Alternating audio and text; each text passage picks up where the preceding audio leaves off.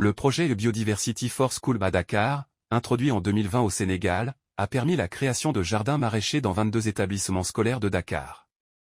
Cette initiative, mise en œuvre dans le cadre du programme de l'Association internationale Biodiversity for Peace, a été saluée par Fatimata Ndiaye, la coordinatrice du projet, lors d'une récente visite de terrain.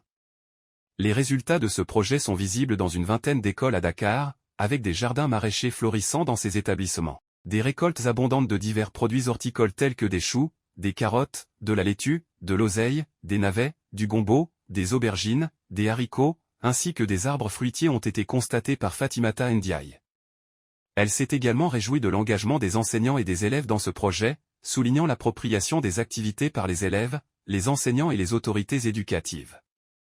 Le projet vise à améliorer les conditions pédagogiques, environnementales, sociales et financières des élèves, tout en leur permettant d'acquérir de nouvelles compétences transférables, notamment dans les domaines de l'entrepreneuriat, de la gestion financière, de la solidarité et de l'entraide.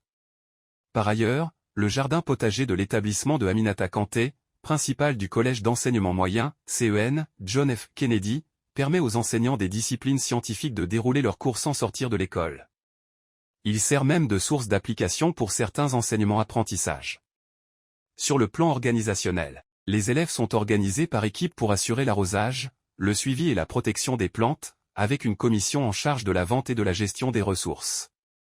En outre, le projet a permis la mise en place d'un fonds vert de solidarité dans chaque établissement, alimenté par les recettes issues des ventes. Ces fonds sont utilisés pour des initiatives telles que l'achat de serviettes hygiéniques et de médicaments, l'acquisition de fournitures, le paiement de la scolarité d'élèves issus de milieux défavorisés, ainsi que pour la pérennisation du projet. Fatimata Ndiaye a exprimé sa fierté des résultats obtenus et a souligné l'ambition d'introduire la pisciculture, l'aviculture et le petit élevage dans ces périmètres, transformant ainsi ces espaces de biodiversité en véritables fermes intégrées pédagogiques dans les écoles du Sénégal. Elle a également appelé les autorités étatiques à soutenir davantage cette initiative, soulignant le rôle de l'école comme milieu par excellence pour réaliser la rupture et la transformation sociétale. Enfin, des acteurs du milieu ont bénéficié de sessions de formation sur les techniques culturales dans le cadre de la mise en œuvre de ce projet.